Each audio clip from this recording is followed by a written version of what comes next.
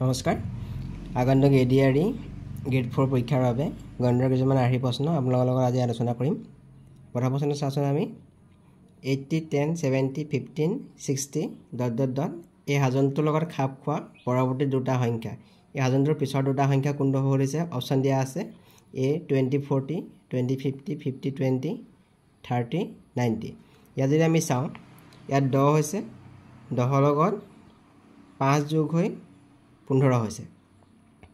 10 পাছে 15 হৈছে তেনে 15ৰ লগত 5 যোগ হৈ ইয়াত পিছৰ সংখ্যাটো হ'ব 15ৰ লগত 5 যোগ হ'লে ইয়াত হৈ যাব 20। এৰা সংখ্যা পালো আমি 20। আমি যদি চাওঁ 80ৰ পৰা 10 কমিছে 10 কমি হৈছে আমাৰ 70 হৈছে এটো 10 কমিছে আকৌ 70ৰ পৰা 10 কমি গৈছে 60 হৈছে 60ৰ পৰা 10 কমিলে হ'ব ইয়াত যদি 10 কমাই ইয়াত হ'ব 50। তেনে সংখ্যা কেইটা হ'ব 20 আৰু 50। গতিকে বি নম্বৰটো ইয়াৰ ৰাইট অপশ্যন। 2 নম্বৰ প্ৰশ্ন ত্ৰিভুজ ABCৰ ACE এটা বহিষ্ঠ কোণ। এইটো আমাৰ ত্ৰিভুজ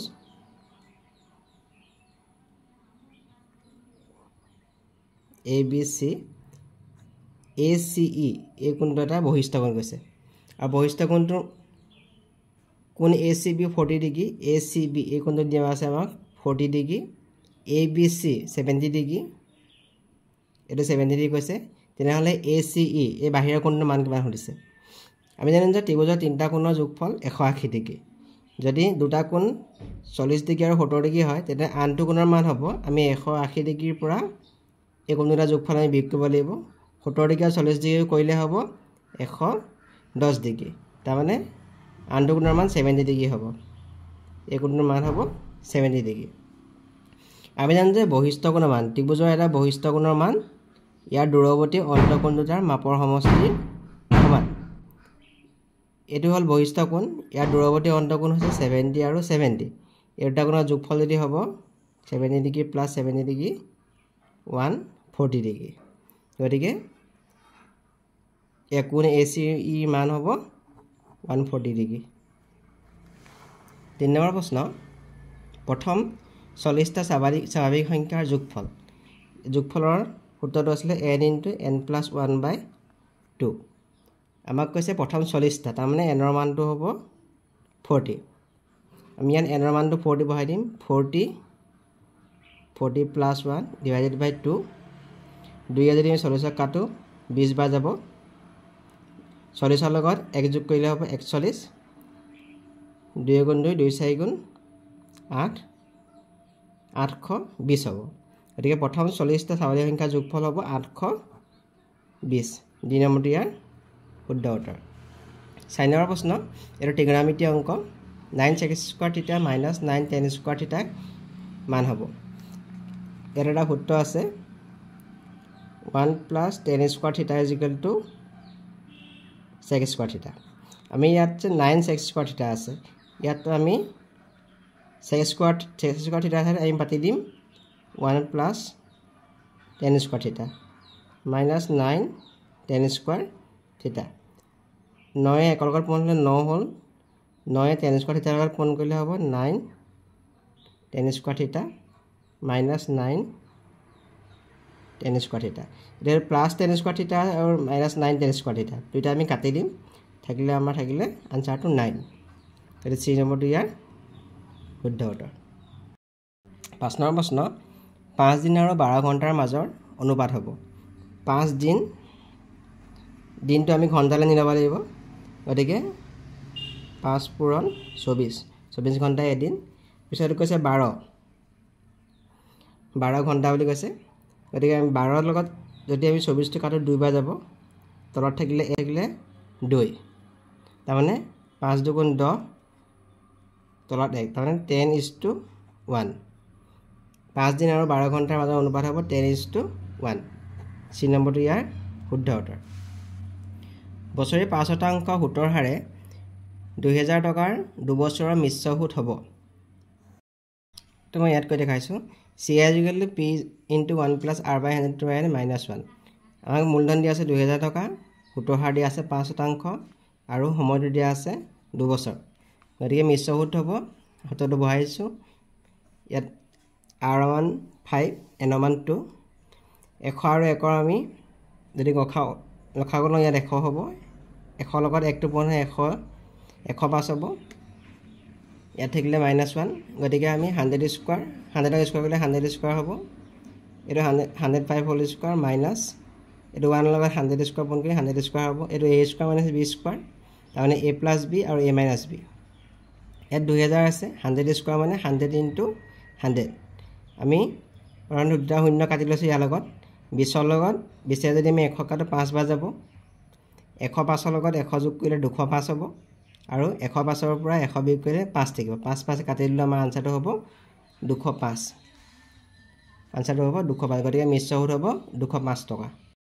গতিকে শুদ্ধ উত্তৰ হ'ব অপচন বি 7 নম্বৰ প্ৰশ্ন a³ b a² b² আৰু a⁴ b³ গখাও a³ b a * a 3টা a * b আকৌ a² b² a * a b * b a⁴ b³ a হ'ব 4টা হৈ যাব b³ মানে হ'ব b 3টা হ'ব আমাৰ এটা গখাও দিছে গতিকে গখাও হৈ যাব ইয়াত a 3টা আছে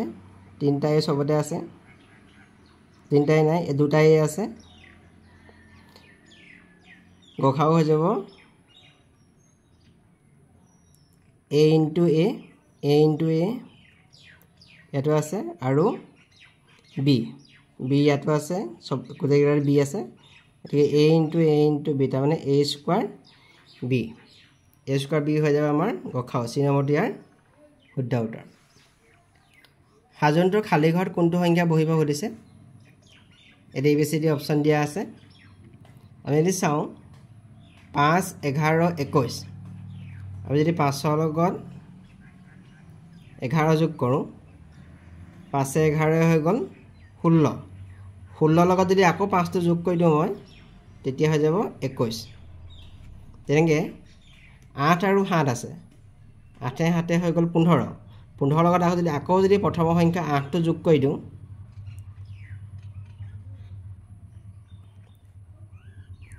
8 আৰু 17 আছে 8 আৰু 17 হৈ গ'ল 25 লগত 8 টো যোগ কৰিলে হৈ যাব 33 মানে প্ৰথম সংখ্যাটো আকৌ এবাৰ যোগ হৈ গৈছে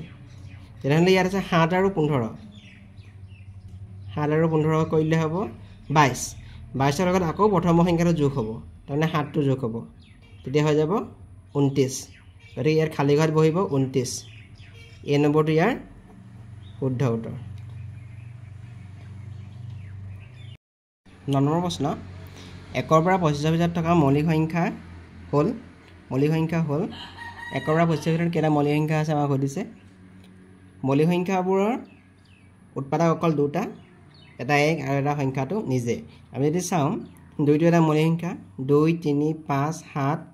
11 13 17 19 আৰু 23 এইকেইটা হ'ল 1 আৰু 25 ৰ ভিতৰত থকা মৌলিক সংখ্যা কেইটা যদি আমি চাওঁ এটা দুটা তিনিটা চাৰিটা 5 6 7 8 9 1 2 3 4 5 6 7 8 9 গতিকে 1 আৰু 25 ৰ ভিতৰত 9টা মৌলিক সংখ্যা আছে বি নম্বৰটো ইয়াৰ শুদ্ধ উত্তৰ 125 ৰ লগত আটাইতকৈ সৰু কি সংখ্যা পূৰণ কৰিলে ই এটা পূৰ্ণবৰ্গ সংখ্যা হ'ব আমি যদি 125 টো ভাঙি দিওঁ 5 কৰিলে 5 2 10 5 5 25 আৰু যদি 5 কওঁ 5 5 25 মানে 125 মানে হৈ গ'ল 5 পূৰণ 5 এতিয়া আমি চাওঁ এটো এটা 5 টো বৰ্গ সংখ্যা হৈ আছে 5 পূৰণ 5 মানে 5 টো বৰ্গ সংখ্যা আছে গতিকে এই 5 টোৰ লগত আৰু কি সংখ্যা পূৰণ কৰিলে এটা বৰ্গ সংখ্যা হ'ব গতিকে আমি যদি 125 টোৰ লগত আৰু এটা 5 পূৰণ কৰি দিওঁ 125 মানে আমি পাইছো 5 স্কয়াৰ 5 স্কয়াৰ ইনটু 5 পাইছো ইয়াৰ লগত যদি মই আৰু এটা 5 পূৰণ কৰি দিওঁ 5 স্কয়াৰ ইয়াৰ 5 ইয়াৰ দুটা হৈ গ'ল 5 স্কয়াৰ এটো বৰ্গ সংখ্যা হৈ যাব তাৰ মানে 125 লগত আটাইতকৈ সৰু কি পূৰ্ণ সংখ্যা পূৰণ কৰিব লাগিব গতিকে এটো হ'ব 5 3 নম্বৰটো ইয়াৰ শুদ্ধ উত্তৰ 11 নম্বৰ প্ৰশ্ন এটা সমবাহু ত্ৰিভুজৰ প্ৰতিটো বহিস্থ কোণৰ মাপ আমাক ইয়াত কৈছে বহিস্থ কোণ যদি আমাক অন্তস্থ কোণ শুনিলে হ'লে সমবাহু ত্ৰিভুজৰ অন্তস্থ কোণ মানে হ'ল এই ভিতৰৰ কোণকেইটা প্ৰতিটোৰে মান হ'ল 60 ডিগ্ৰী আমাক কৈছে বহিস্থ কোণ মানে বাহিৰৰ কোণটো এনেকুৱা কোণটো আমি জানো যে বহুভুজৰ যিকোনো এটা বহুভুজৰ বহিস্থ কোণকেইটা যোগফল হৈ গ'ল 360 ডিগ্ৰী আমাক কৈছে এইটো এটা ত্ৰিভুজ গতিকে ত্ৰিভুজৰ বাহু থাকিব 3টা 360 যদি মই 3 হৰণ কৰোঁ এতিয়া আনসাৰটো হ'ব 120 ডিগ্ৰী তাৰমানে প্ৰতিটো বহিস্থ কোণৰ মান হ'ব 120 ডিগ্ৰী গতিকে চি নম্বৰটো ইয়াৰ শুদ্ধ উত্তৰ হ'ব 12 নম্বৰ প্ৰশ্ন এটা বহুভুজৰ কেৱল এযোৰ বিপৰীত বাহু সমান্তৰাল হ'লে বহুভুজটো হ'ব সামান্তৰিক বৰ্গ চিলা ট্ৰেপিজিয়াম যদি বহুভুজ এটাৰ কেৱল এযোৰ বিপৰীত বাহু সমান্তৰাল হয় সেইটো হ'ব ট্ৰেপিজিয়াম ডি নম্বৰটো ইয়াৰ শুদ্ধ উত্তৰ 13 নম্বৰ প্ৰশ্ন তলৰ কোনটো এটা অযুগ্ম সংখ্যা বুলি আমি সংখ্যাটো যিমানেই ডাঙৰ নিদিয়ক আমি এককৰ ঘৰৰ অংকটো চাম সবৰে এককৰ ঘৰৰ অংকটো চাম এককৰ ঘৰত যদি 0 2 4 6 8 থাকে তেতিয়াহ'লে সেইকেইটা হ'ব সেই সংখ্যাটো হ'ব যুগ্ম সংখ্যা আমি এই সংখ্যাটো চাইছোঁ ইয়াত আছে এককৰ ঘৰত আছে 0 গতিকে এইটো যুগ্ম সংখ্যা হ'ব ইয়াত 8 আছে গতিকে এইটো যুগ্ম সংখ্যা হ'ব এইটো 0 আছে এইটো যুগ্ম সংখ্যা হ'ব গোটেই সংখ্যাটো যুগ্ম সংখ্যা হ'ব কিন্তু এই সংখ্যাটো চাওঁ ইয়াৰ একৰ ঘৰত 3 আছে যদি একৰ ঘৰত 1 3 5 7 আৰু 9 থাকে এইটো হ'ব অযুগ্ম সংখ্যা গতিকে ইয়াত 3 আছে গতিকে এই গোটেই সংখ্যাটো হ'ব অযুগ্ম সংখ্যা ডি নম্বৰটো ইয়াৰ শুদ্ধ উত্তৰ 14 নম্বৰ প্ৰশ্ন 5 8 আৰু 10 এৰে হৰণ কৰিব পৰা আটাইতকৈ সৰু স্বাভাৱিক সংখ্যাটো কিমান তাৰমানে আমি সংখ্যা 5 8 আৰু 10 আমি লসাগু উলিয়াই দিম 5 8 আৰু 10 5 কৰিলোঁ 5 গুণ 5 8টোক নাযায় নামি আহিলে 5 2 গুণ 10 2 কৰিলোঁ 2 4 গুণ 8 2 গুণ 2 আকৌ 2 কৰিলোঁ 2 2 গুণ 4 1 আকৌ 2 কৰিলোঁ 1 1 1 তাৰমানে আমি লসাগু পাই গ'লোঁ ইয়াত লসাগু পালোঁ আমি ইয়াত 5 পূৰণ 2 পূৰণ 2 পূৰণ 2 2 3 আৰু 5 তাৰমানে 8 5 গুণ হৈ গ'ল 40 গতিকে 5 8 আৰু 10 এৰে হৰণ কৰিব পৰা আটাইতকৈ সৰু স্বাভাৱিক সংখ্যাটো হৈ গ'ল 40 এই নম্বৰটো ইয়াৰ শুদ্ধ উত্তৰ 15 প্ৰশ্ন এটা বৃত্তৰ ব্যাসাৰ্ধ r হ'লে অৰ্ধবৃত্তৰ পৰিধি হ'ব বৃত্তৰ ব্যাসাৰ্ধ r কৈছে যদি বৃত্তটো ব্যাসাৰ্ধ r হয় তেতিয়া গোটেই বৃত্তটো পৰিধি হ'ব 2 পাই r আমাক কৈছে অৰ্ধবৃত্ত মানে হ'ল বৃত্তটোৰ আধা গোটেই বৃত্তটোৰ পৰিধি হৈ গ'ল 2 পাই r তাৰ আধা অৰ্ধবৃত্ত বুলি ক'লে বৃত্তটোৰ আধা হ'ব অৰ্ধবৃত্তটো এই গোটেই বৃত্তটো আধা হ'ব গতিকে ইয়াৰ পৰিধি হ'ব গোটেই বৃত্তৰ পৰিধিটোক আমি 2 এ হৰণ কৰিম 2 এ হৰণ কৰিলে আমি 2 2 কাটি দিলোঁ থাকিলে পাই r গতিকে অৰ্ধবৃত্তৰ পৰিধি হ'ব পাই r চি নম্বৰটো ইয়াৰ শুদ্ধ উত্তৰ 16 নম্বৰ প্ৰশ্ন 4596.487 7ৰ স্থানীয় মান 7ৰ স্থানীয় মান সুধিছে দশমিকৰ পিছৰ সংখ্যাটোৰ স্থানীয় মান হ'ব ইয়াৰ দশমিকৰ পিছৰ সংখ্যাটো হৈছে 4 ইয়াৰ স্থানীয় মান হ'ব 10 ভাগৰ 4 8ৰ স্থানীয় মান হ'ব 100 ভাগৰ 8 এইটো হ'ল শতাংশ এইটো দশমাংশ ঘৰত আছে এইটো শতাংশ এইটো সহস্ৰাংক মানে 7ৰ স্থানীয় মান হ'ব 1000 ভাগৰ 7 গতিকে 7ৰ স্থানীয় মান হ'ব 7 সহস্ৰাংক আনসাৰটো হ'ব D2 17 নম্বৰ প্ৰশ্ন তলৰ কোনটো সংখ্যা 3ৰে বিভাজ্য 3ৰে বিভাজ্য হ'বলৈ হ'লে আমি গোটেই সংখ্যাটোত থকা অংককেইটা যোগ কৰিম সেই অংককেইটা যোগফলক যদি 3ৰে হৰণ হয় বিভাজ্য হয় তেনেহ'লে আমি ক'ম যে গোটেই সংখ্যাটো 3ৰে বিভাজ্য ইয়াত আছে 4 8 আৰু 4 আমি যদি যোগ কৰোঁ 4 8 আৰু 4 4 8 12 12 4 16 16টোক 3ৰে বিভাজ্য নহয় 3 5 গুণ 15 একটো বাকী থাকিব বিভাজ্য নহয় ইয়াত চাওঁ আমি 9 2 3 আৰু 4 9 2 11 11 3 14 14 4 হৈ গ'ল 18 18টোক আমি 3ৰে যদি হৰণ কৰোঁ 3 6 গুণ 18 9টোক গোটেই সংখ্যাটোক অংককেইটাৰ যোগফলক 3ৰে বিভাজ্য হ'ল গতিকে এই গোটেই সংখ্যাটোক 3 বিভাজ্য হ'ব গতিকে বি নম্বৰটো ইয়াৰ শুদ্ধ উত্তৰ আমি যদি